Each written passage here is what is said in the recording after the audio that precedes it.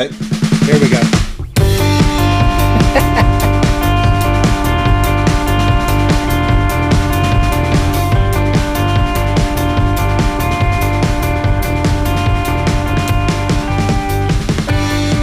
Hello, everybody. Welcome once again to ShiftLes. And faded out quickly. We're doing things a little bit differently today. We are a man short. We are remote, but that's not a bad thing. And I am without my traditional studio equipment, so we're playing with buttons that we're not used to here. But joining us today, no Bradford. Bradford's off in Mexico, playing at the beach, drinking pina coladas, daiquiris, margaritas, zimas, something like that. But we are joined today by DJ Caleb. Yay! Don't have my applause button. I'm still getting. Oh, wait a minute. I'm still getting intro audio. Oh, that's kind of weak. I heard more of that intro audio than I've ever heard before. I got a full. Are you still getting the intro audio? Not anymore. Now I can hear. There we go. I heard the clapping. But yeah, I missed. I missed your entire intro. It was nothing. Interesting. But intro audio. Well, I did the fade here. Hopefully it faded, but I can probably fix that in post. All right. Maybe. Well, we'll play with stuff, but yeah, DJ Caleb. It's always an experiment. Always an experiment. Well, yeah, we're flying blind, flying by the seat of our pants, doing whatever it takes to entertain ourselves, if not anyone else. Yeah, I mean, sometimes entertaining ourselves is what we do best. It's really all that matters if you think about it. So, how have you been entertaining yourself since I saw you last? I've been doing some. Not your 14-year-old self, your current self. Current self. It's been warm, as you well know. That summer is coming, as it is here. So I've been enjoying doing some pool swimming, pool laps, and doing some running, kind of mixing up the workload. I had a great Father's Day present. I got an awesome Stanley mug, not the big tall mug. It's a coffee mug with a pour-over attachment. Okay. And that pour-over attachment is that same like orange peel textured green steel or whatever. Love it. Can't wait to take that camping. That's going to Colorado with me in August. I have seen that in the past, and it was on my. I was hovering the button over it, so I'm glad to hear the positive review on it. But yeah, other than that, things are good. What about you? Where are you at these days? You do not look like you're in Denton. In Texas. I am not in Texas, but it's almost as hot as Texas. I am in Jasper County, Georgia. Okay. A little area that we are now calling Spinistryville. Okay. Pretty excited by it. It'll be our future home somewhere down the road. Family property that we're going to section out a little parcel for ourselves, but it's just a side. Are you hearing any wind noise? I do have a wind block over the microphone. No, not that bad. I mean, a little bit, but it's actually quieter than what we hear on the deck. I'm hanging out on the front porch, and that's not terrible. Yeah. We literally right over there. I can see it from here. Is a corner. The corner of the property is catty corner to the Oconee National Forest. Okay. Very sweet. The road right behind me here is I go out the driveway, and it's not even a dirt driveway, it's a grass driveway, and I'm on a vast network of 55,000 acres of dirt roads that I'm calling Spinistryville. That's amazing. I don't know where Jasper County is. Give me a triangulation there. Kind of halfway. Halfway is a very loose approximation, but halfway between Macon and Atlanta. Okay. Probably closer to Macon. I think we're a little over an hour away from Atlanta. I don't think quite an hour and a half, but I don't make it to Atlanta very often. And I think we're about 45 minutes away from Macon, sort of thing. Okay. Man, that sounds amazing. Yeah. So and we have over here to the west, we have the Oconee River. Has some nice shoals and rapids and really pretty stuff. Lots of terrain.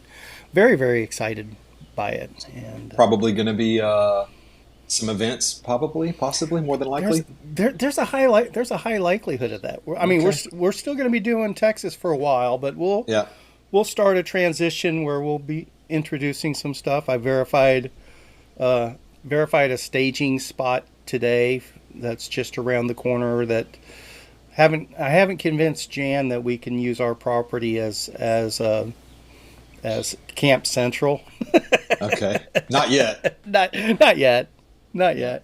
And I don't think we ever will, but maybe close personals might be able to slide them in. So Right. actually have some single track. Well, I guess technically it's OHV trail, but through our woods and creek back over here, the salsa had fun on it yesterday. So I mean, it's never Yeah, gonna. I saw the photos. It's never good. If I carve out some new trail, it might turn into 3 or 4 miles. Yeah. But I've got a huge single track network, about 15 minutes that way by car, 25 minutes by bike, 20 or 30 miles Dawset Trails, Nature Center, Yeah. very nice there. And just a ton of trails all through the National Forest itself that are multi-use trail, open to bicycles as well. So, Okay. It's and fantastic. yeah, I've been excited by it. We just haven't been able to carve out the time for me to really play with it and get to know Yeah. it. And I mean, I'm only 3 days into it. It's like, yeah, I'll be able to spend 20 years here and find something new every day. So I'm really excited man, by that's that. awesome. Yeah, that's great. Hey, super important. How's Bailey doing? Bailey is doing very well. Thank you for asking. For those of you that listened to last week's episode, we had to bail out, no pun intended, early. My little man dog Bailey, he decided to eat a couple of squeaky toys last week, and his innards were full of squeakers and stuffing and stuff, and he started vomiting blood. A little scary. We thought he was getting okay going into the recording, and Jan sent a picture while we were recording last week, and a little bit more blood in the vomit than I'd seen before. We made a quick dash to we made a quick call to our emergency clinic. And they said kind of keep an eye on things, and if it doesn't get any better, bring him in. We brought him in, and he's all better now. Okay. After a worthwhile investment in animal emergency services. Never like to do that stuff, but Yeah. It paid off, and he's all good. He's all good, Good. and he is loving the farm. There's no doubt Okay. about that. So he's running and eating and He's using the bathroom, and he's fine. He's dogging. Yeah, he Golly. was pretty bad. He scared us that day, and it was a little iffy the next day, and then the third day he was like, why are y'all so concerned? Oh I'm a dog. my Let's gosh. play. You know. What a dog. So Well, good. Well, we were thinking about it. I'm glad he's doing well. thanks for asking. Yeah, it's yeah. Sick dogs are not fun, and I'm just glad he's better. So, and I'm sure Jan's relieved as well. There's no doubt about that. Yeah. Yeah. Well, what's new? What's new in the bike world? Should we talk about bikes, or should we spend more time talking about bikes? We should talk about bikes because this is ShiftLess, the Yep. show that's only about bicycles. It is. It is a show about only bicycles, and I feel like I'm the third wheel of an idiot tricycle. But Hey, I mean you're up in the front seat today. but now this idiot tricycle is. I feel like it's a race bike. It's like a Pinarello Dogma, just ready to just rip and go full speed. Speaking of rides, we had a great ride last night. The magnesium Dogma that if you catch it on fire, it just really goes up in flames, right? It's a little bright. Had an awesome.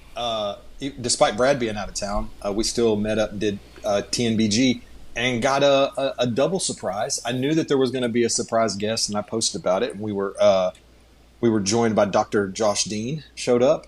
He's Wow! in town. I know. What's he doing in town? He's in town visiting. They're all in town visiting his mother-in-law, so they're staying out there. So he's kind of doing some rides. He showed up. And then so I knew he was showing up.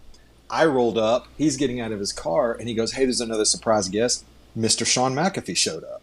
So it was a little blast from the past last night. We had a good group. So, see, Brad goes away, and all the cool people come out of the woodwork. You know, he loves telling people they didn't miss anything, and he really did miss something. He missed something. He actually did. Yeah. But we had a good ride. The trails are around here, at least in my immediate vicinity, are rideable, and pretty much most of the mud's gone, except for Nob Hill and North Shore and all that. But my local, like right behind the house and over at South Lakes and stuff, everything is finally kind of drained out. And if it's lakeside, it's closed, but everything else is going. Is that what I'm hearing? Yeah, pretty much. I haven't been. I don't know if you saw Brad's or Garrett's photo. It was circulating, but they went on a ramble on Sunday, and I still can't verify. I'm not for sure, but I think it was this section right behind my house that kind of follows Denton Creek to Old Alton Bridge. But they were carrying their bikes above their head and were walking through waist deep water, and I think that was that section over by my house, which is typically just like a little 8-foot little gully that you come right out of, and they were trekking across it, bikes above head. That's a hell no. I'll pass. And then Justin Helpenstill posted a photo on Facebook. He was on his paddleboard 9 feet above the Boy Scout climb. Wow. So, yeah, we're not going to be on trails anytime soon. I know we keep repeating ourselves, but well, I guess we're getting fortunate that it looks like that disturbance down in the Gulf isn't going to affect y'all too much this time around. It's cloudy. There's some dark clouds kind of zooming in and out, but I don't think we're going to get any rain out of it. But I think the high for today is 89, so that's nice. Something I definitely wanted to touch on, because you brought it up, was it last week or the week before? Whenever we talked about your Unbound debrief, that was 2 weeks ago. You had talked about, you were surprised how, we won't call it champagne gravel, but how less than tough the aggregate and the gravel was from what your expectations were.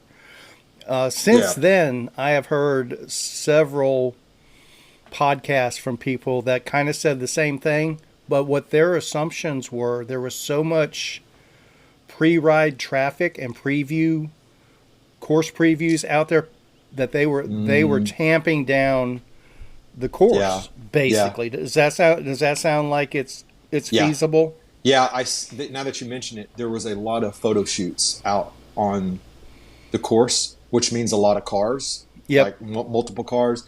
Yeah, you're right. There was a lot of pre-riding. And, people are getting down there 2 weeks. I think there were many, many people that went directly from Hyco to Emporia, which put them out, 3 weeks ahead?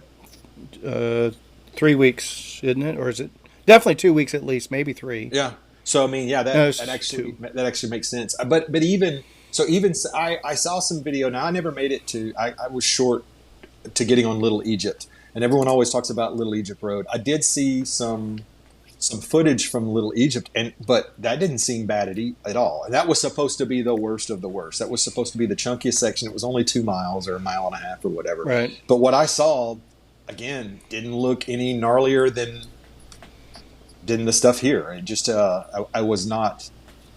I'm not trying to sound like a badass or anything, but it's just relative to the other stuff that we've ridden, nowhere remotely close to the stuff we've ridden out in Terra Lingua. So, I guess the point I'm getting at is if people are ever interested in doing Unbound, whether it's the 100 mile or the 200 mile or the 350 or whatever, don't listen to anything don't let the terrain chatter dissuade you from getting out there and trying something new. Yeah, I mean, everybody basically said the same thing, that there were just a lot fewer flats than in years past. So it's probably a combination of tamping down the course. Mm-hmm. But I still say, okay, all the issues in years past were when people were using 40s, 38s, 35s, 32s. Yeah. Now almost everyone's on 45s and up. Is what we're getting at.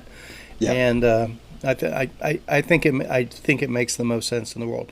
Definitely, what I'm seeing out here currently with the current road conditions, I would not call it gnarly gravel by any stretch of the imagination, but it's not champagne gravel either.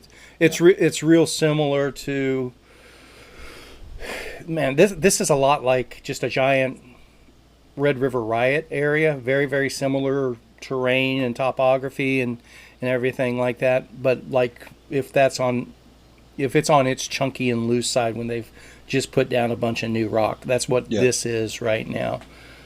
Some of the Forest Service roads are really chunky, but then, oh man, there's this gorgeous section not even 10 miles south of here, Piedmont Wildlife Refuge. Man, just the most glorious champagne gravel double track that it's like, oh. Yep. So hey, I'm riding my bike every day while I'm here. So let's be clear, I'm certainly not complaining. It's not that I don't like champagne gravel. I'm not complaining about. No. I'm not going to complain about being able to go faster than normal because it's so groomed. The point of the conversation is I feel like they're just over exaggerating the technicality of it. Well, I think we're back. We're coming from the mountain bike background, which is a different perspective than the roadie background, and we've always been accepting of larger tires. Where a lot of these roadies, you've had to kind of twist their arm to go bigger on tires, and it started. I think it's finally starting to click with everybody, and I think that's. I think we're on the verge, based on just the technology of the bikes, quite frankly, and technology is really not the right word, but them finally dialing in gravel bikes, even though people bitch about them being, 90s mountain bikes. It's the right tool for the job now. Yeah. I think a lot of the adapting that they've been doing with them for the past 10 years is finally that they've kind of found that magic overlap of the Venn diagram for everything. We're pretty much there. Yeah. So Crusher is next in the Grand Prix. Are we going to see? What's your prediction? Are we going to see more big tires? Do you think that Unbound was kind of a defining moment in the whole tire talk, and that more people are going to switch? Or Tusher's a lot of climbing. It's 11. It's a lot of climbing. Here's my prediction for Crusher in the Tusher. My prediction is you're going to see a huge amount of Grand Prix riders selecting that as their drop because they get 2 drops this year. That's going to be their. I'm just not doing that one. I don't think they're even going to show up. A lot of them aren't, or they're going to show up for the sake of it, for sponsors purposes, sort of thing. Yeah. But they're not gonna be gunning for it. They're just gonna soft pedal it and have fun with the group or something like that. That's my main prediction. I've never been out in that area or ridden that area, but I've seen the Lifetime episode last year and a lot of photos, and it looks like very champagne gravel. But the difficult thing about that race is it's 12,000 feet of climbing in less than 70 miles. Yeah. Right. So it starts out with a huge climb, right? Oh yeah. From the beginning of the course, it goes from in 20 miles, it goes from 6,000 feet to 10,000 feet. And then you drop back down to 6,000 again. And then it basically climbs a little over 10,000 on the next one, and then it's a couple climbs at the top. So yeah, it's just 2 gigantic climbs. But you've also got a descent that starts at about mile 27, and you don't start pedaling again till about 47. That's a long way to. That's an interesting. Can you imagine flying like that? Well, and can you imagine the benefit of big tires on that descent too? Yeah. I mean, man. From what you're describing, I think we're going to see plenty of 2-inch tires, or 50s or 48s or whatever they can squeeze in their bikes. I think that is going to be the new standard at the pointy end. Mm-hmm. for maybe anything but like the BWR type rides. Yep. But I could be off base. But if you're a mountain bike guy, maybe you don't. And so looking at these photos, the descents don't seem to be extremely technical. So maybe you do opt for the skinnier tire to get a little bit. I know the whole bigger tires are faster over the long run, but if you don't need to worry about being comfortable because there's not a lot of bumps and rocky areas, do you go with a skinnier tire to take advantage of that downhill speed? Because some of these mountain bike guys, they're not they can handle those skinny tires in the descents. Maybe. I see it as ultimately more traction equals more speed. So more footprint equals more traction. Yeah. Uh, for a sustained descent. But, maybe I'm just used to gravity working the way it does for me. So Yeah, maybe my perspective is way off there. It'll be interesting. What is date for Crusher and the Tusher this that year? that is July 13th, so that's coming up. That's coming up fairly quickly. It'll be. Yeah. I will definitely. I will be dialing up that YouTube video from Lifetime right away on that one, because I don't know anything about that event outside of, like you're talking about. It's just it's all up and down. Yep. But I don't know that I've ever really even seen any pictures from it or anything like that. I didn't watch again. Last year's Chance of a Life. What did they call the series last year? Yeah.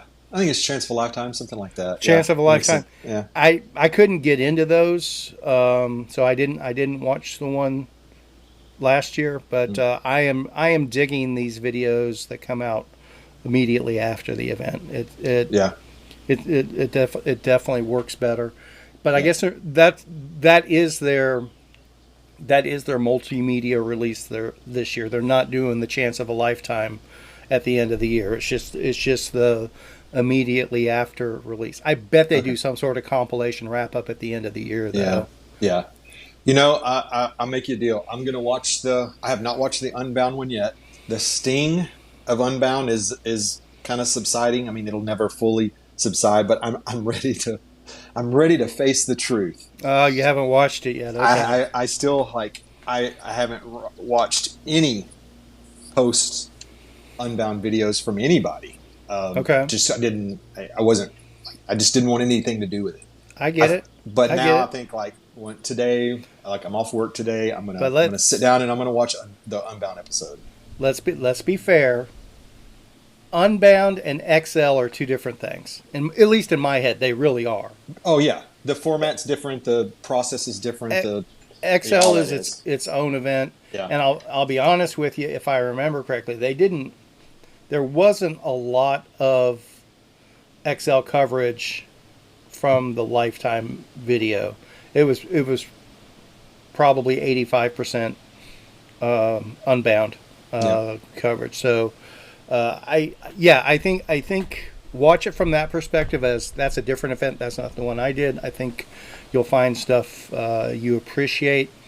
I definitely, and it's probably a better discussion to have when Brad's here as well. But yeah, after you digest that, I've got lots of thoughts and questions. I won't say opinions. It's a little premature for opinions, but the women's 200, the Elite 200 women's race, there's a lot of topics of discussion ongoing from my perspective as a promoter on things. But I think it makes sense for you to digest the video before we talk about it. I'm not saying it's stuff that my initial knee jerk was kind of somewhat of a negative bent, but after I've had time to digest it myself, it goes back to a lot of the stuff that I've been saying for years. Is, people do make a big deal about trying to get more women involved with cycling in general. Obviously, competitive cycling, it's even harder. And I've always said, I, I don't think the issue is getting women involved with gravel racing. I think the issue is what gravel racing isn't what competitive women are looking for. So it's kind of trying to square peg round hole things in a way. Mm-hmm. But in turn, so far with the female racers I've spoken with, they don't know what they're looking for specifically either. But I think some of the pieces after Unbound are, it's like, okay, this is maybe stuff we traditionally, from a men's racing perspective, might dismiss or poo-poo or whatever else. But you know what? Maybe from a different type of competition, it does make sense. So definitely digest that. Put a pin in that. I think that might be a worthwhile conversation, particularly when Brad's here, because he'll do all sorts of shit to try to get us canceled during that conversation. Leave it to him. Hey, do you want to talk about Tour Divide? Let's. I have not been following it at all this year, to be honest with you. Okay, and it's hard for me to see it through. I get real excited about it the first couple of days, and then I 3 or 4 days, and then I kind of come in and out of it. But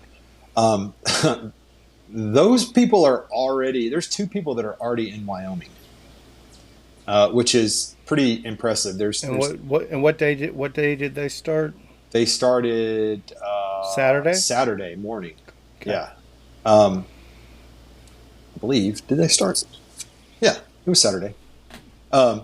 Anyway, 2 guys are ahead of Mike Hall's record, but I mean, every year someone's ahead of Mike Hall's record until they get into southern Colorado. But Mike Hall was ahead of Mike Hall's record at this point too. Exactly. So, yeah. Right. So it's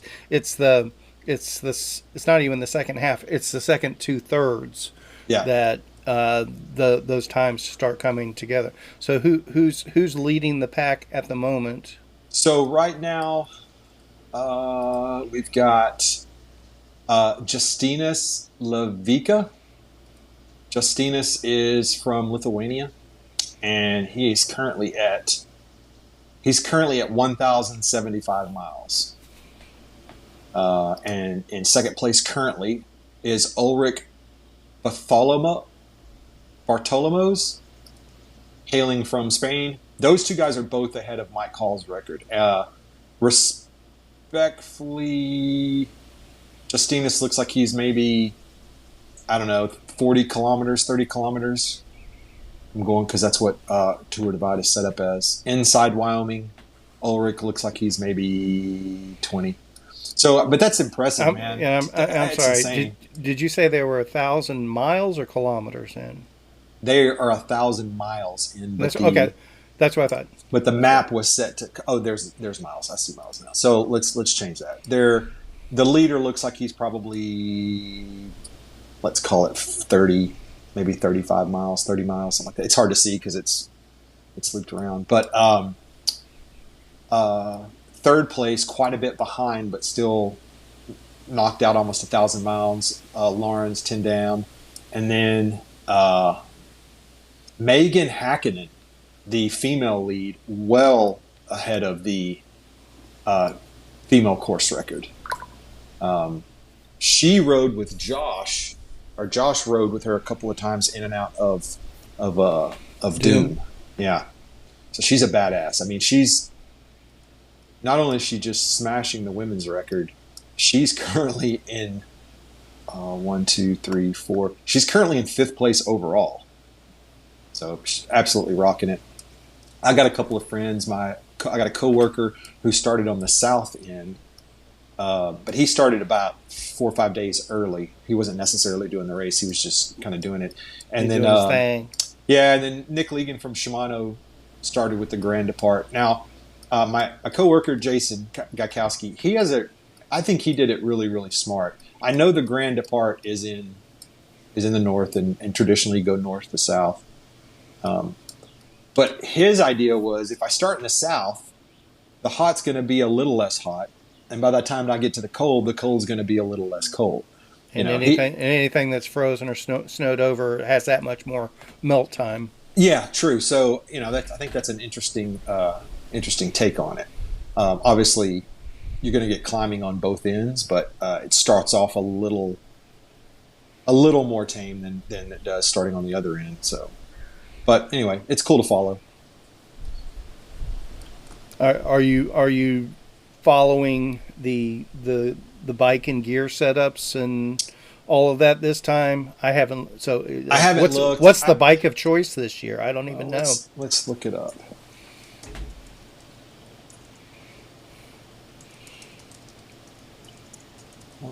I'm actually kind of curious because that's something I have, and maybe it's just because I'm not following. I don't know. I'm not hearing as much about that hardware like I used to, but maybe because it is so ubiquitous now, there is so much to choose from. It's not as niche or where you have to fashion your own stuff as much. You can pretty much do it off the shelf now. So right off the bat on bikepacking.com, on their little hero section, well, looky! Look at What's this up, guy. guys? Well, we are joined by a guest star. Who is this? Let's talk about this guy. This is Mid-Pack Mac Attack, a.k.a. Shawn McAfee, a.k.a. DFW series, Mr. Shawn McAfee. All right, let's see if we can make the effects work on this one. Is there any applause? Oh, come on. There we go. Kind of, sort of. Where did Caleb go? We lost Caleb. Uh-oh. There he is. I'm going to have to take my headphones off and go low power mode. This thing has already chewed my battery down on my phone.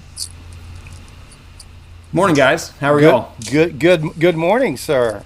Good morning. And joining us, and we knew if he was joining it would be a little bit late, and I didn't announce it because we just weren't sure it was going to happen.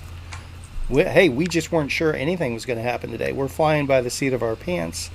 Mr. Shawn McAfee, a.k.a. Zwift Boy, a.k.a.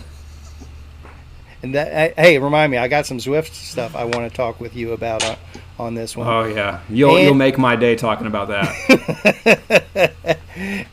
And just so everybody's up to speed here, since Brad's leaving us in the lurch, this could be one of those situations where maybe the B team brings themselves to the A team, with a solid performance. We may have to bench Brad after this.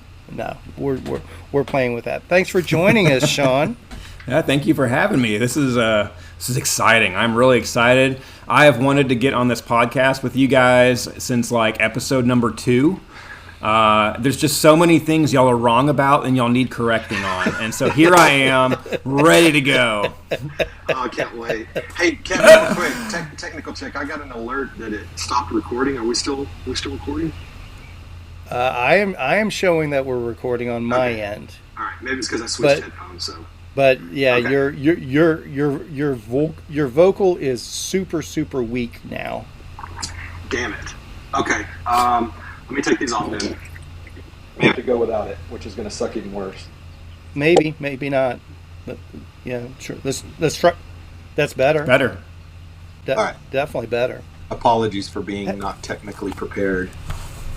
It's all good. We've got Shawn here to make up the difference. I know. He's gonna make us all look better. Shawn, at the beginning of the recording, I told Kevin that last night for the Tuesday night ride, Josh was our special guest.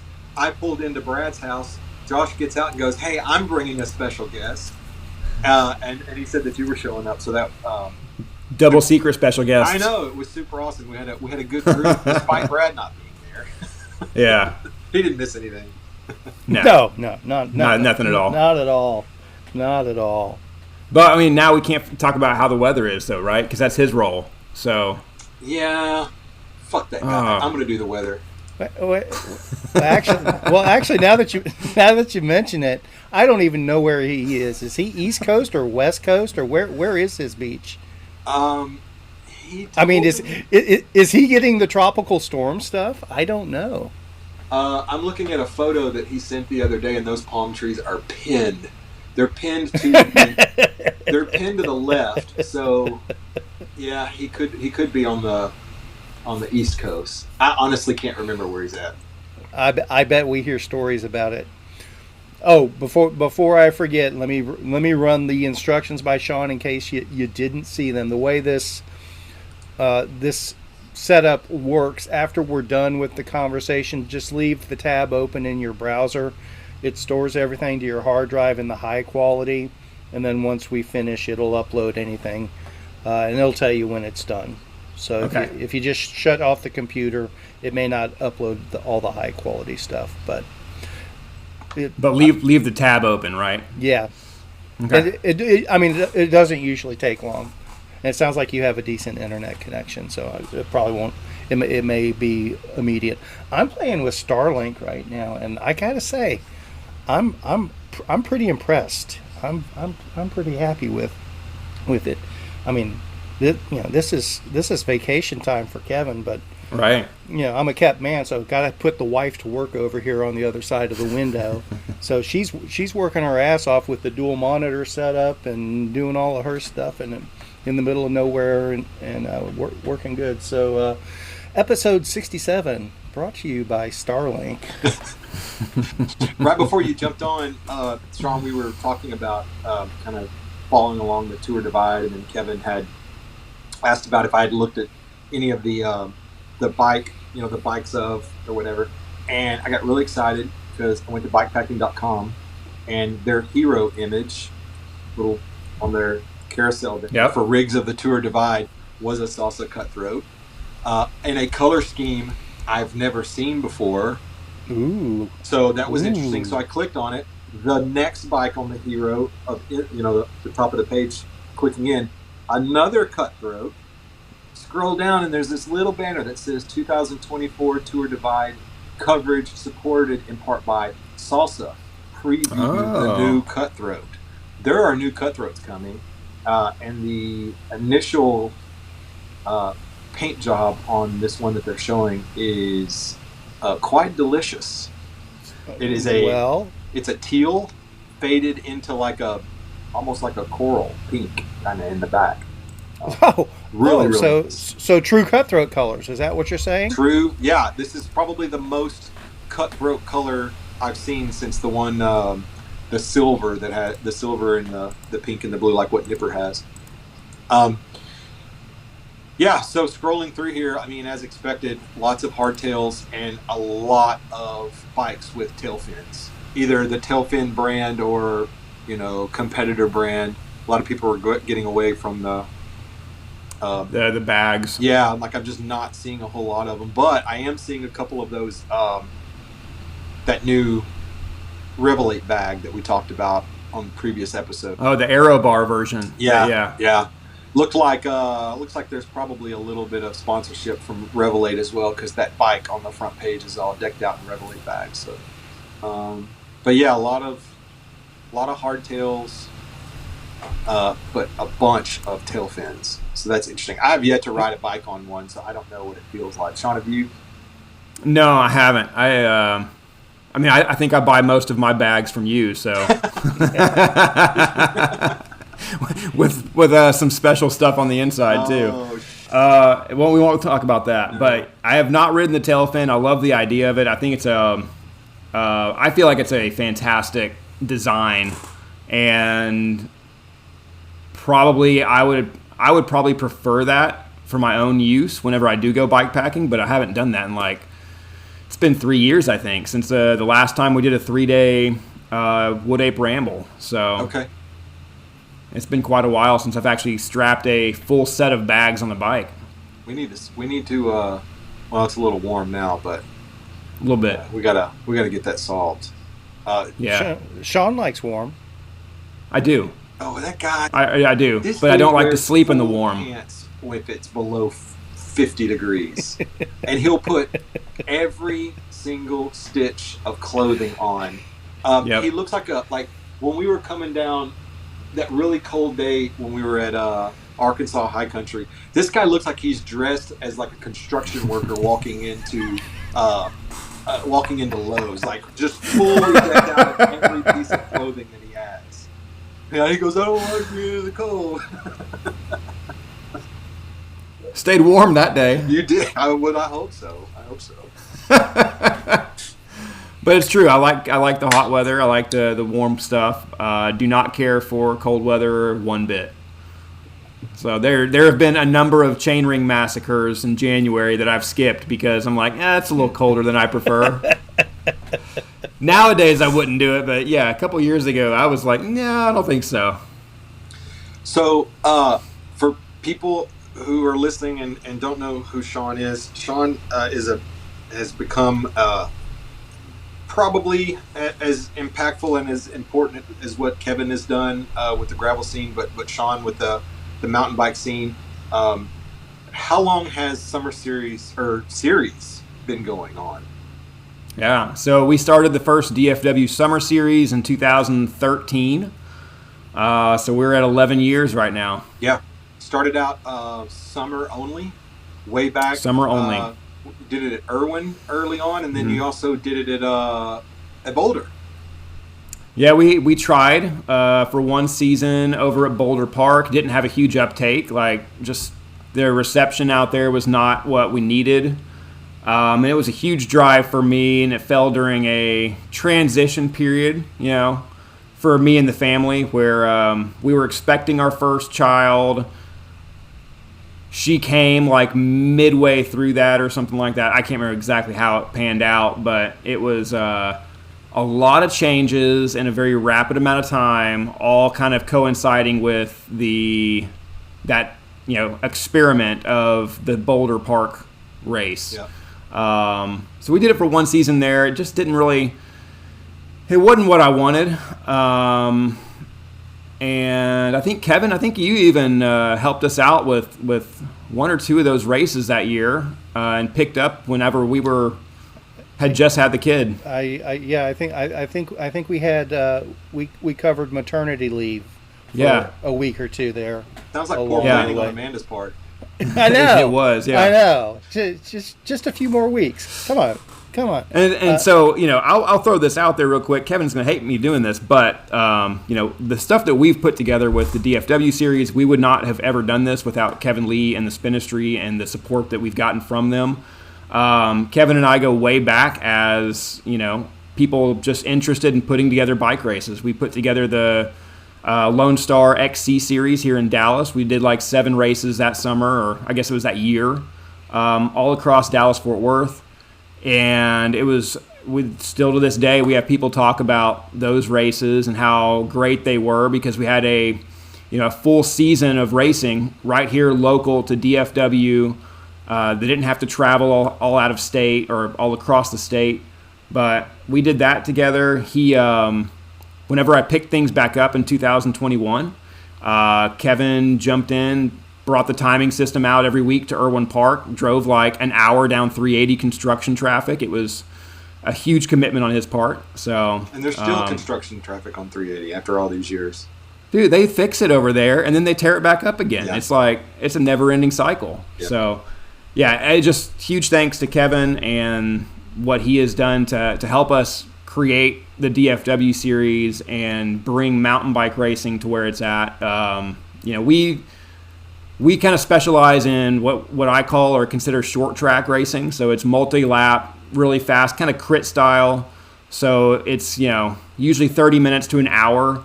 And then the endurance stuff, I think, Kevin, you and the Spinistry, y'all still try to pick that up whenever you can and whenever it makes sense. So I think we have a good split. And for those that are listening that may be outside the area, not familiar with DFW series, I don't want to call it DFW Summer Series because you're year round now, but this is weeknight, week to week mountain bike racing, which people are used to weeknight crits, weeknight cyclocross. This is weeknight mountain bike racing, and that's I remember. I'll be honest with you, Shawn. I remember when you first started talking about it, it's like, man, that's a pain in the ass. I would never do that. That's a lot of hard work. And I don't think I was wrong in that estimation, correct? No, you were not wrong. It is a lot of work. So, I mean, huge kudos to you. I mean, I appreciate you throwing me into the conversation, but this is all you and Amanda. There's no ifs, ands, or buts about it. So, I'm really impressed with what you do with this, and I'm looking forward to see where it goes. Me too. If you have any idea where it goes, let me know, because I'm still trying to figure that out. I got some ideas. But hey, and Shawn, it's not just the short track stuff. You've also got probably one of the most renowned mountain bike events in the region, for sure, if not the whole state. Rudolph's Revenge. That's something special. That's something unique, and that's in December. Mm-hmm. And I think people that are listening to this might that are from outside the area, might be worth their while to travel for that. Can you give a quick rundown of what Rudolph's Revenge is and how it differentiates itself? Yeah, so you guys have talked about it on here. I know you and Brad have spoken about it. So Rudolph's Revenge is a you can kind of summarize it as it's the Dallas-Fort Worth version of Rule of Three. Let's be clear. This was Rule of Three before Rule of Three. You're the It was. You're the Rule of Three OG. Yeah, we started this one in 2013 as well. So North Dallas, North DFW has a great little section of state parks, and that incorporates the Greenbelt Trail, which is a perfectly crushed limestone greenbelt path that's about 5.5 miles long. We have tied that together going up to a state park that has a 12-mile mountain bike trail with an equestrian trail, which is my favorite part of the whole route. And then it's an out and a back with a kind of a lollipop, looking loop to it in the center of it. So it's about a 30-mile endurance race. Usually takes people between 2.5 to 4 hours, depending on how fast you are. And then for those who are really looking to bite off more than they can chew, they can opt for 2 laps of the mountain bike trail for a 40-mile race, and that's a pretty big day. The Isle de Bois Trail is extremely rocky. It's difficult, challenging, technical. There's very few easy portions of that trail, and that equestrian trail that we use to kind of string this whole thing together. Again, by far my favorite portion of this race course, but it has so much variety in that little 3-mile section of trail.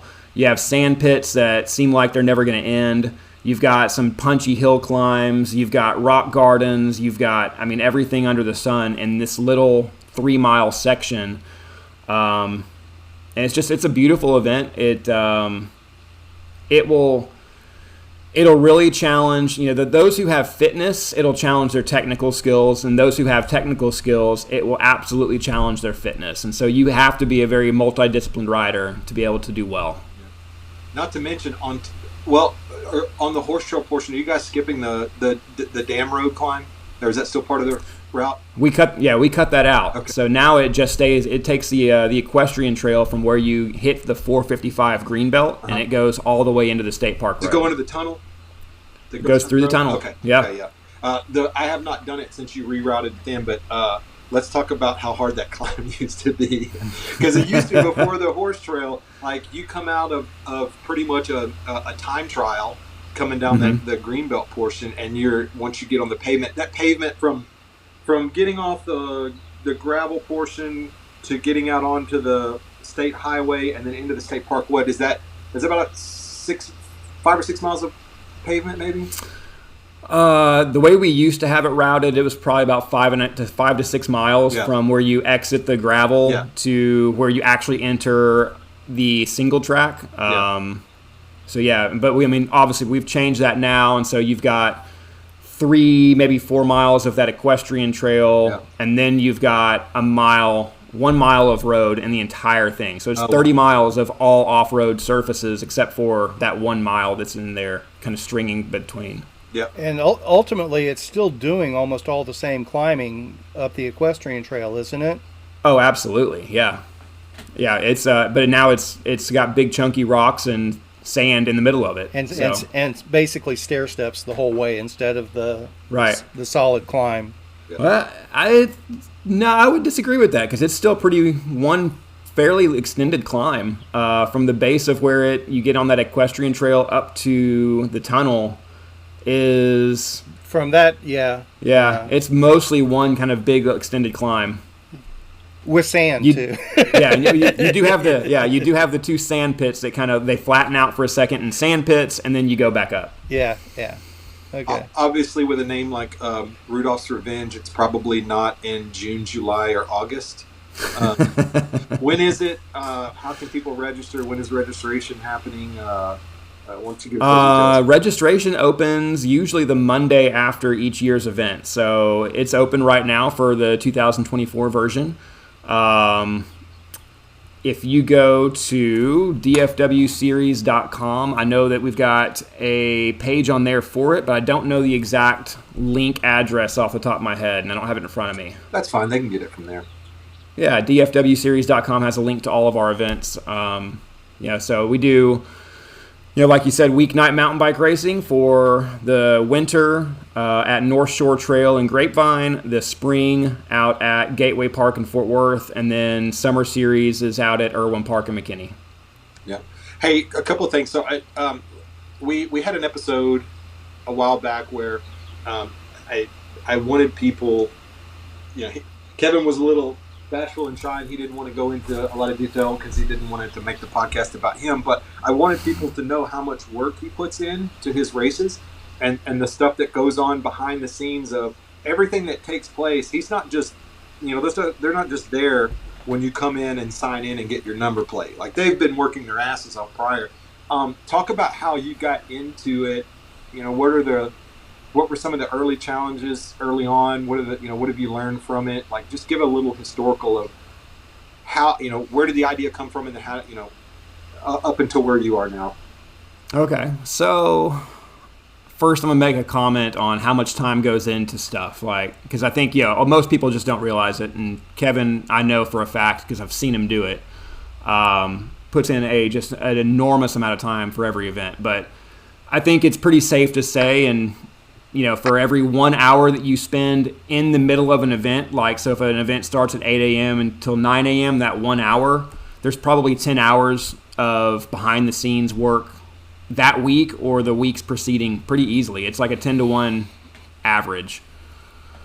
So, every hour of race time is at least 10 hours or so of behind-the-scenes work.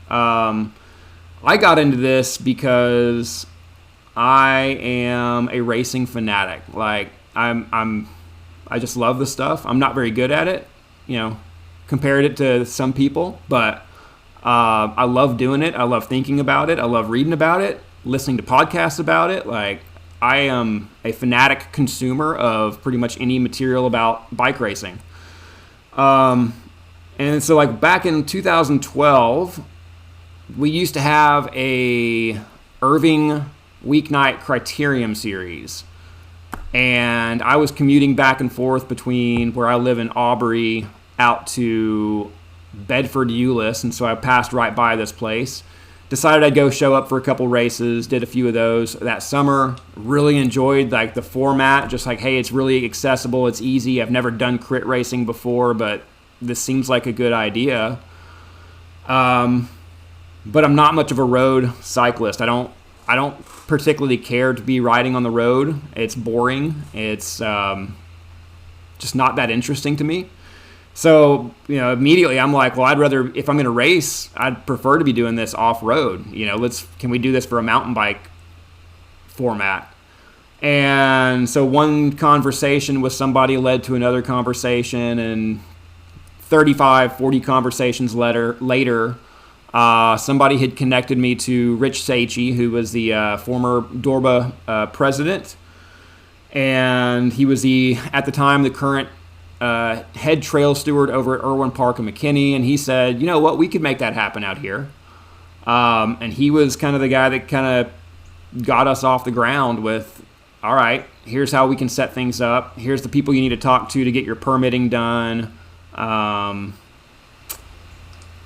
I think whoever was running races at Dorba had gotten me in touch with the folks at McKay Silent Sports Insurance, who, I mean, we don't use anymore, but that was kind of like the foundations, was how, all right, you got to get your permit from the city, got to get your insurance, you got to get all this other paperwork and stuff done. But once we kind of got all that stuff done, it was just like, well, let's see who shows up. And that was it. You know, we started with about 25 to 30 people a week, just doing circles out in fields out at Irwin Park, and have learned from there. So I'm one of the things we haven't even touched on is, so we've got Rudolph's Revenge. We started DFW Summer Series, but we've got DFW Winter Series, and you've got DFW Spring Series. So you're doing this pretty much all year long. Talk about how, like, what did you learn through your years of doing the Summer Series? Was it easier to get the spring and the winter going based on your learnings? Was that a smoother process to getting that kicked off? Probably. I kind of think of... Are you sure about that? Because you and I have had conversations. I've definitely gotten more panic phone calls since you opened up the other series. Well, I think we have a lot more people that are looking forward to it and relying on it, and like there's now when we bring something new out, there's expectations from people about, you know, what it's going to look like and how it's going to feel and things like that. You have set a very high bar for yourself, so yeah. I agree, and I like that. You know, hell yeah, good job. So I have the philosophy that the weeknight races are kind of like McDonald's, you know, like it's a format. We follow the format because it works, and it's repeatable, it's consistent, and we want people to know what they're going to expect. We want new people to be like, oh, well, hey, I've heard other people talk about what's going on, and so they, you know, I feel like I know what to expect as well. I want to like eliminate as much of that inconsistency as possible, so that, you know, people get a good experience every time they come out and race with us. Obviously, that's not entirely possible. There's one of the biggest things that we've learned over the years, and, you know, starting with the Summer Series and tripling down on the Winter and Spring Series is, as Kevin has always said, weather is always a factor. And we've got, you know, we have a 50% chance of a race every single week, which is part of the reason we've kind of gone with the format we've got, which is, you know, weekly races for an extended amount of time, because we know at some point we're going to have a string of bad luck where we get rained out, and then trails are still muddy and wet and all that stuff for another week, 2 weeks, whatever it might be. We've definitely had more of that weather with the winter and the spring. So like the 2023 Winter Series, we had 7 weeks scheduled for potential races at Irwin Park, and we only got 1 week in because it was so wet, and Irwin Park is notorious for not drying out. So,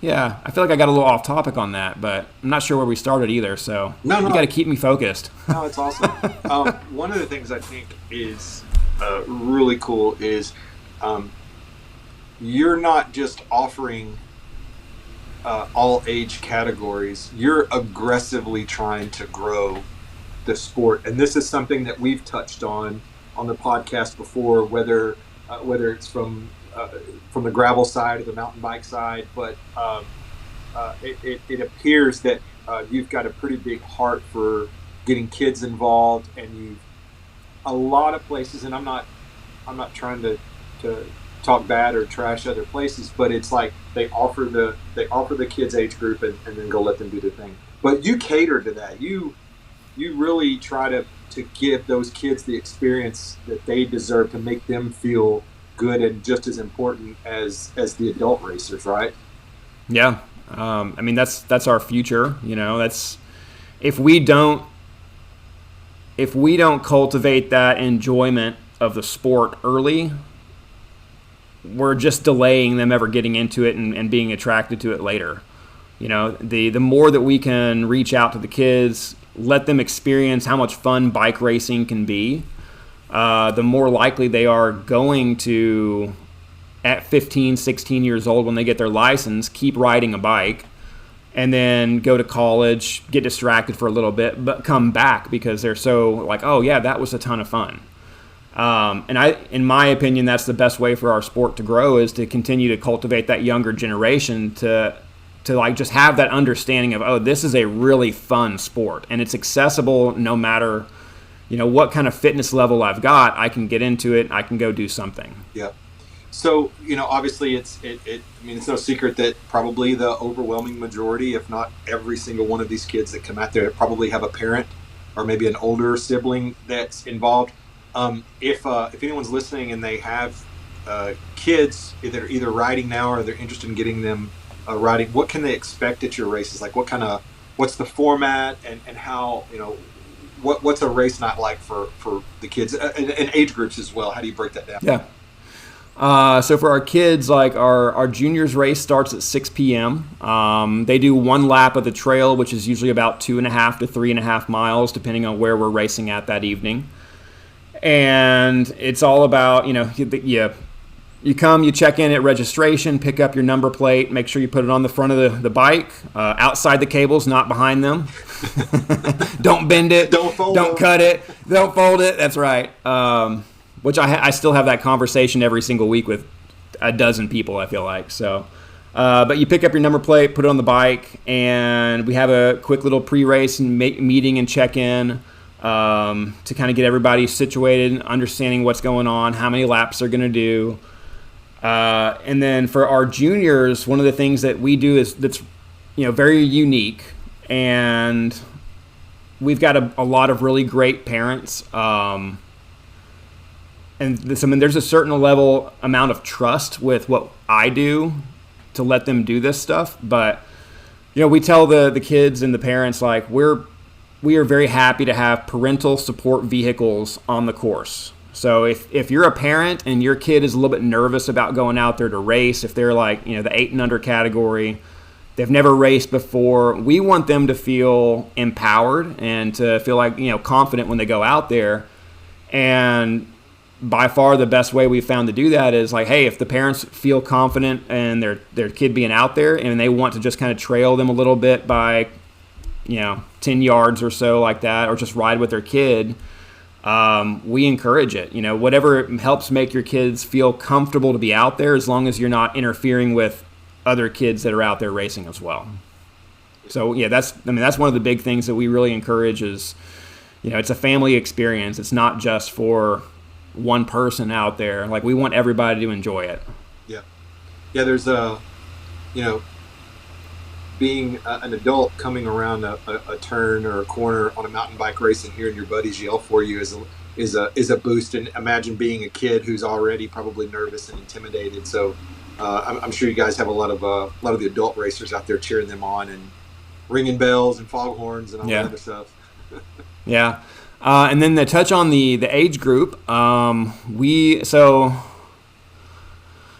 think, Kevin, you'll probably agree with me here, but I think, my experience and then my personal opinion is that age groups are a terrible way to segregate cycling.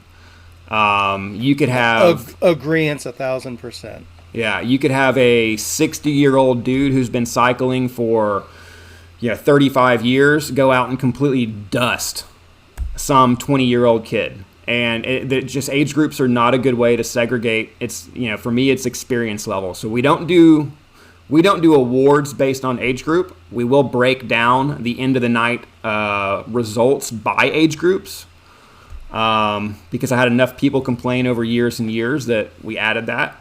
But we don't award based on them. We just do an overall category, and it's based on your skill level. So we have a beginner field, an intermediate field, and then our elite field. So, and then you just sign up for whichever one you want to do, and that's mostly distance-based rather than anything else. So our beginner race does, like at Irwin Park for the summer series, they do 2 laps, so about 5 miles. Intermediate class will be 3 laps or about 7.5 miles, and then our elite riders will do 4 laps, which is about 10 miles of riding out there. Your DFW series format, I think, is just absolutely spectacular for newer riders in general, but definitely the kids. I definitely see where that's fantastic way to get the kids involved and very conducive for that. And the combination of what you're doing and then NICA, I think, particularly in North Texas, I can't think of a better environment to encourage junior mountain bike racing, quite frankly. That said, then my question is the feedback from the kids themselves. Are you guys delivering, between you and NICA, are you giving them everything they want, everything they can handle? Or are they saying, well, this is nice, but it sure would be nice if this was part? Or are the kids pointing you to other ideas, other things you might do? I'd say the kids are not. Sometimes the parents do. That's a double-edged sword right there. Absolutely. And so, yeah, any of that advice has to be taken with a big grain of salt, because, you know, parents, they want the best for their kids, but they also want to see their kids succeed. And they want the best for their fireplace mantle is what they want, but that's... I mean, as a parent, and we're all parents here, so I think, you know, we can all agree that there is an ego involved in being a parent. You know, you want to be able to brag on your kid, and so if your kid does well, you've got more to brag about. I'm not saying that's something like that drives everybody, but I think it's definitely a part of being a parent. And so occasionally I'll get, you know, suggestions from parents that I'm like, yeah, that'd be great for your kid, but it's not great for the whole field, right? Oh, I mean, I'll be the bad guy here. The worst part of kids' sports is the parents. Agreed. So there's, I'm not going to pull any punches on that. Now, but I also understand that that's not universal. That's not 100% of the parents. It's all it takes is one or two bad apples to you know, disrupt the apple cart, so to speak. Mm-hmm. So along those lines, and I can see where it might, maybe sometimes you're hearing it from the parents, but it's maybe the kids passing it on to the parents. Are there things you are hearing that you're going, that is something to consider, or maybe we should look at that, or that's not in our current quiver, but maybe we ought to look into that? Yeah, absolutely. So I want to say it was last year. We had one of the parents that came up and said, hey, you know, our daughters, they're racing in this, but they want to have a separate category for girls, which we did not have in the juniors competition. It was just 8 and under or 13 and under. That was it. And so we split those out to be a girls version and a girls category, a boys category for both age groups. And I think that's been a really good change. I think, you know, as you can definitely attest, you know, women's participation in cycling races is just so hard to achieve, and it's super low. But I feel like if I don't add this as an option for young ladies, then they're going to be even more disinclined to participate when they're, you know, adult aged. Sure. I agree. So yeah, I think that was a really important one. I never would have come to that conclusion on my own, because I just see it as, look, you know, we have your age groups. Physiologically, there's not a huge difference between boys and girls, especially at that age. Like, it's just, you know, but 8 and under kid is an 8 and under kid for the most part, I think. And I didn't see a huge need for a different age or a different gender split in those races, but the parents came and said, hey, yeah, I think that'd be great, and we added it. I'm going to do a little bit of a rewind, a little bit of rehash of something Caleb and I touched on before you joined us. It's been an ongoing point of mine and or thought process of mine that our biggest hurdle of getting more female participation in competitive cycling is, I'm to the point, my perception is we're not delivering the events that competitive females are looking for, but they don't know what they're looking for yet. It's part of the process. And I say that from the perspective, I recognize it could sound sexist, and maybe it is. I'll own that baggage. I don't know if it's nature versus nurture or where it comes into the equation, but I think generally speaking, what's given for guys that are competitive, this is how we compete.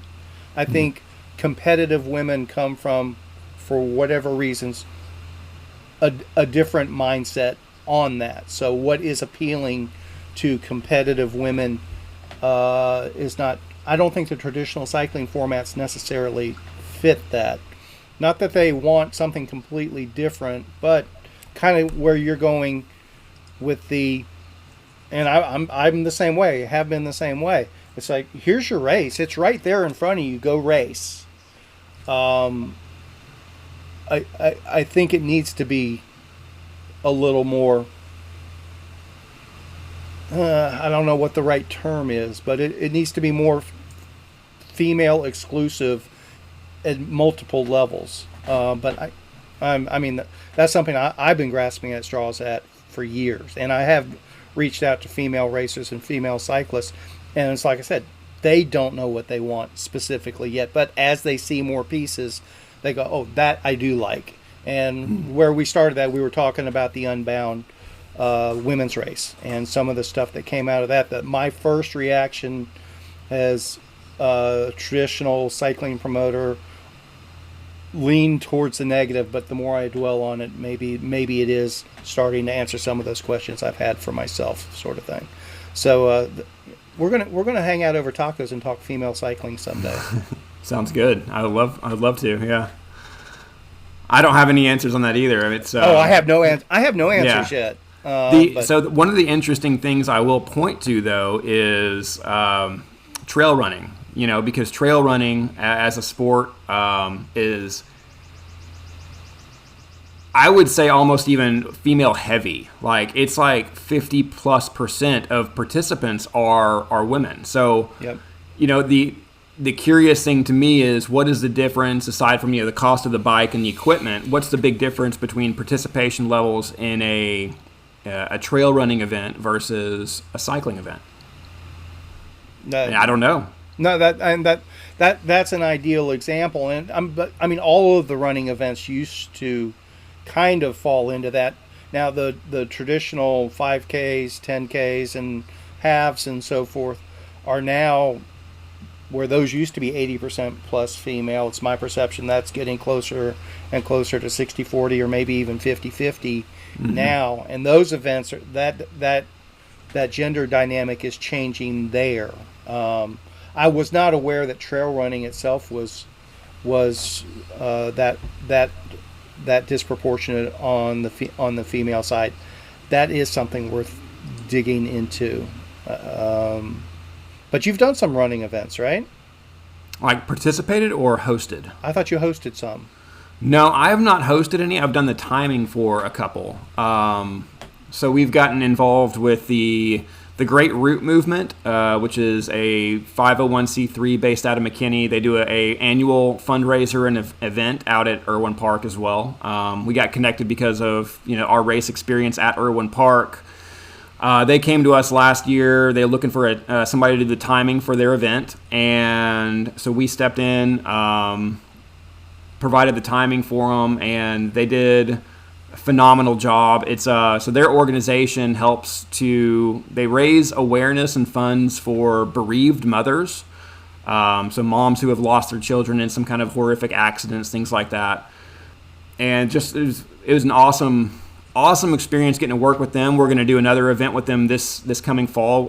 This year they've actually split it into a 2-day event because it's so popular. So they've got, on Saturday they're going to do a 5K that'll have probably 300 people or more out there running the 5K at Irwin Park. And then on Sunday, they're going to do all of their endurance events. So they've got a 15K, a 30K, and a 50K that I'll be doing the timing for them all day out there for that.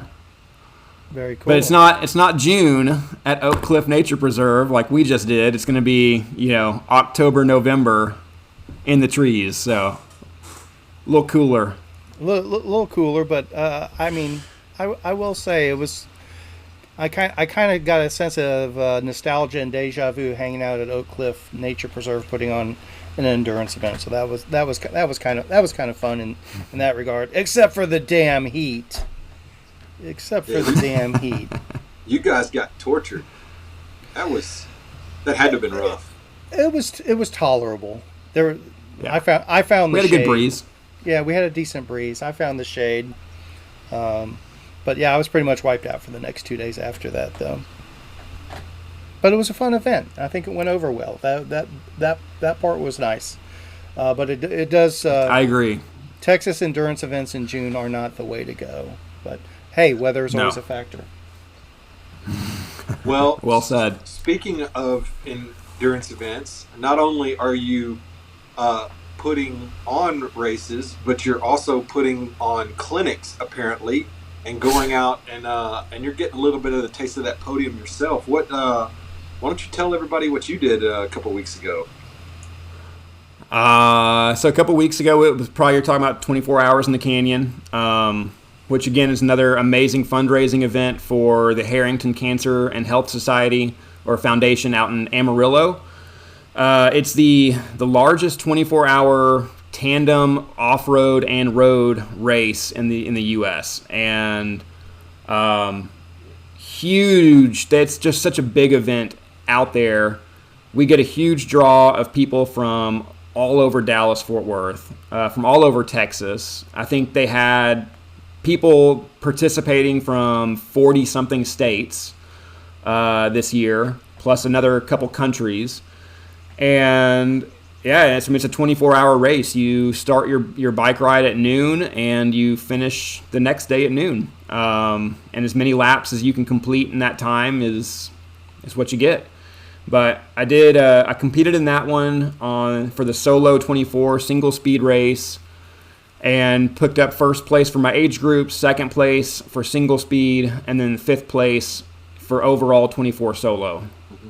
So it's a good day. Yeah, no, it's that's fantastic. Pretty strong. Yeah. And so 24 Hours in the Canyon is in Paladuro Canyon, which is, I believe, the second largest canyon in the United States, second to the Grand Canyon. Yep, that's it. When you're on the rim of the canyon, typically around race time, it's about, depending upon the day, it could be anywhere between 85 to 90 degrees. But what happens when you go down onto the floor of the canyon? Tell us what that's like. It's an oven. You get all this radiating heat that just kind of, oh my gosh. Yeah, so if it's 95 degrees, like let's say up on the rim of the canyon, it's probably 110 on the inside. Yeah. There's it's like a convective baking oven that just, it's awful.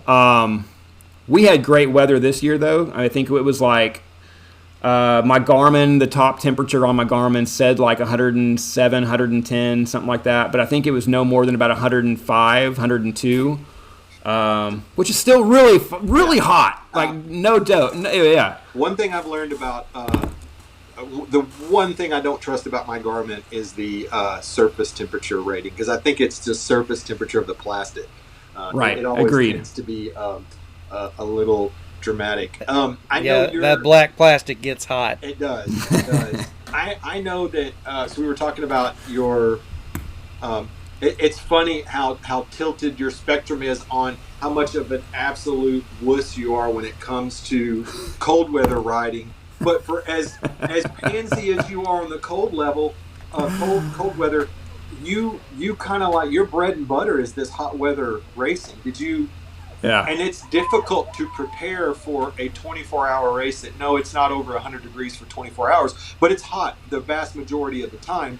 And nowhere in Texas, especially in our area, has gotten remotely that hot leading up to it. Because it's fairly, you could call it late spring, early summer racing. I know maybe you, at this point now in your experience level, you don't have to do a ton of heat acclimation. But I would imagine it's pretty important. You're one of these crazy guys that'll get on their Zwift in the garage in August with the door down to kind of maintain that heat acclimation, which I think is absolutely fucking insane, but whatever. That is insane, and fortunately my wife Amanda has allowed me to move inside the house now, so Okay. I'm no longer stuck in the garage. I don't have to suffer through August in the garage anymore. Thank God.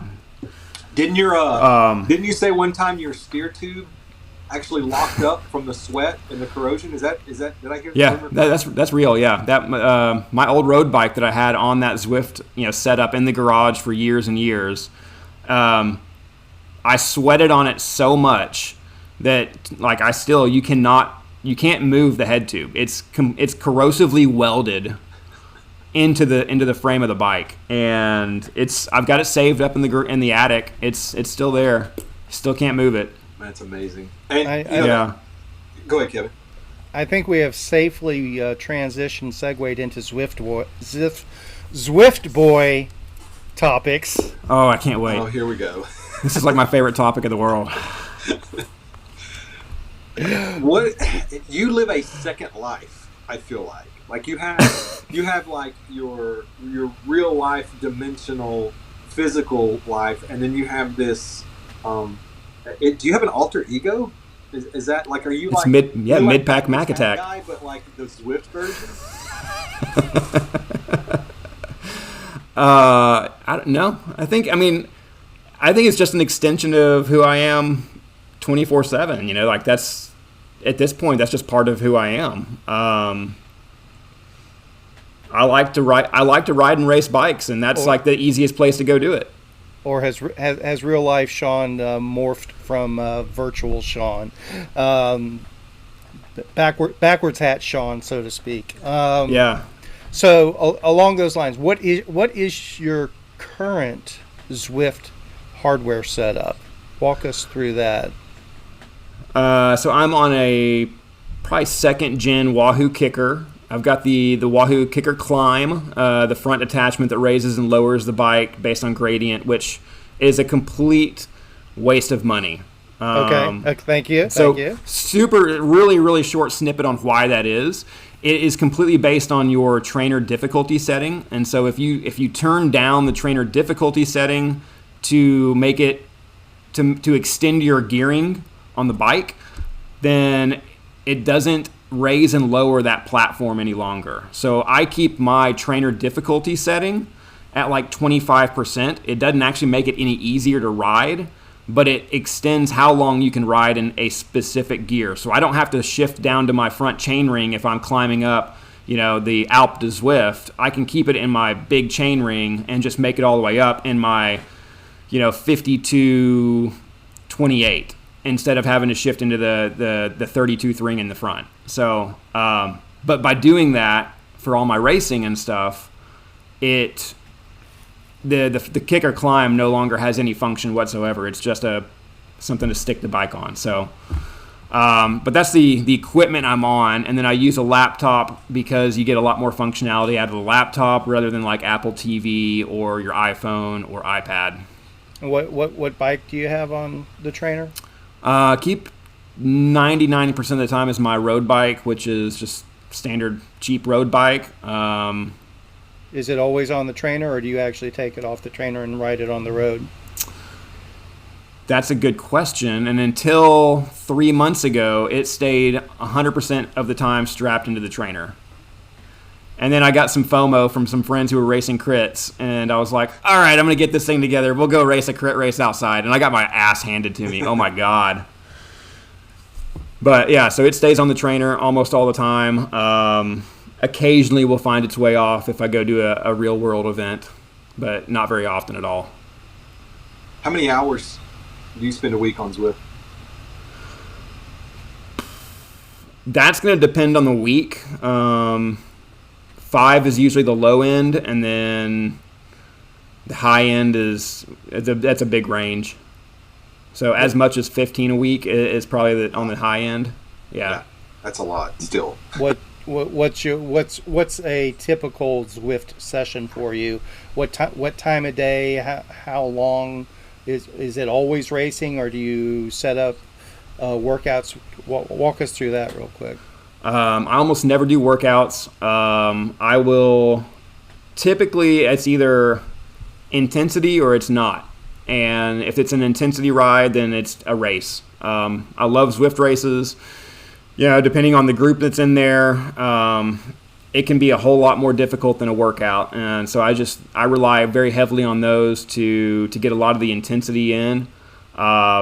Track everything through intervals.icu, which it's similar to like, what's that, training day, training plan, Peaks. Training Peaks, that's it, yeah. Similar to that, but it's a free version. So I either do a race or I will do one of the virtual partners, RoboPacers. Coco is my best friend. Those pacers are were a game changer. Yeah. So I'll just pop in with one of those for an hour and just ride. So it depends on what the objective is. Fill me in on the RoboPacer, because the only time I use Zwift is like I break it out in mid-December and maybe ride it in through early February, and if it's really cold or really rainy, maybe I'll go. But I only spend the very first part of the year just because the weather's bad. So tell me what the RoboTrainer is. So the RoboPacers are it's AI bots that ride around Watopia or whatever the other world is, and they have them at all different paces. So the ones that I typically will frequent are the 2.5 watt per kilogram, and so they'll just ride at 2.5 steady for 24/7, 365. Anytime that you want to jump in and ride that pace, you just jump in. Spend some time sitting in there in the little group with them, and it's so much more engaging than just pedaling by yourself and then having people pass you every which way. Because if you can't tell, I'm a very competitive person, and when somebody passes me, I want to jump on that wheel and ride with them. So if I'm just out there riding on my own, inevitably, like 99% of the time, that's what I'm going to do. If somebody passes me, I will get on their wheel and just ride with it. And so any kind of like objective that I had for a easy day is completely out the window at that point. But if I know I'm going to be in that group with the RoboPacer, I can sit there and ride with them for an hour to 2 hours, and I'm in the right zone the entire time. Yeah, it goes back to the what we talk about is ride your ride. The RoboPacer lets you designate, this is the effort I want to ride at. It defines it, but it's still a group ride. It's because all of the other live people are doing the same thing. They're wanting to match that pace.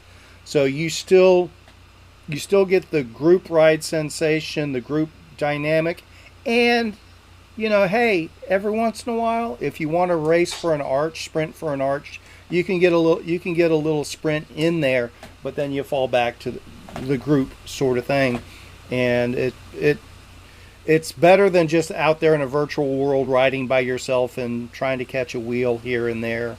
Sort of. That's been my experience with it. Now that said, I recently, with the pricing increase, I did drop Zwift. But I would have happily kept it with the price increase. But I was at the time I was doing Indy Velo and Zwift.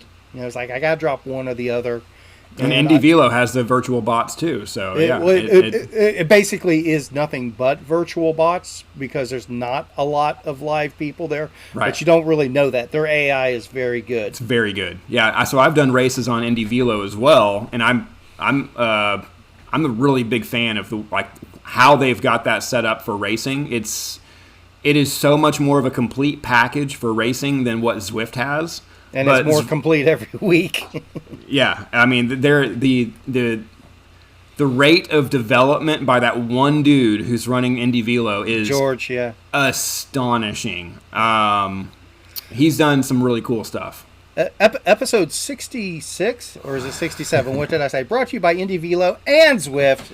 Because even though I dropped Zwift, I'm still a fan of the platform. I think it's tremendous a tremendous tool for every cyclist out there. And along those lines, what are your thoughts on that new Zwift ride that just came out? So that's a really interesting piece of equipment. I am contemplating picking one up. I thought you might be. Yeah. The simplicity of it, it's like having the virtual cog and gear. You have just completely eliminated all the maintenance, all these extra parts and stuff. I mean, provided that because this is a brand new handlebar apparatus that they've just created for this. So there's the chance that maybe it's like glitchy, doesn't work right, who knows what. But I feel like it's probably pretty good. I've had their Zwift Play controllers on my bike for a year and love those. And so it's an extension of what those are. But I love that it's the virtual cog and shifting. That the simplicity there is just outstanding. I wish that that setup, the virtual cog, I wish that was available to more trainers. I would already have it on my current. Oh, so it doesn't work on your existing? I thought you said it does not. So the virtual cog does not. It's Gen 3 and up then? Or? I think it's Gen 4 Wahoo kickers. And up? I think it's the Gen 4, and then it's only for the second generation of the kicker bike, and then the Wahoo, the kicker core. Okay. Now, does the core actually move up and down on the fork? I can't tell. I'm looking at photos of it. Does it raise the kicker core is just the rear, the actual trainer itself. Oh, they've got the climb is the part that raises up and down. Okay. Yeah, you have to get the climb add-on for any of them to get the angle change. I'm sorry. Or you could get the actual kicker bike itself. The bike. Yes, I'm sorry. I was reading it incorrectly. The bike is called the Ride, but it doesn't move up and down. You have to buy that attachment as well. Okay. No, the Zwift Ride does not move up and down. It's static. Yeah. Yeah, but the price point on it, I mean, like, what do you expect for that kind of price? I mean, when they sell the frame alone, it's probably going to be $700.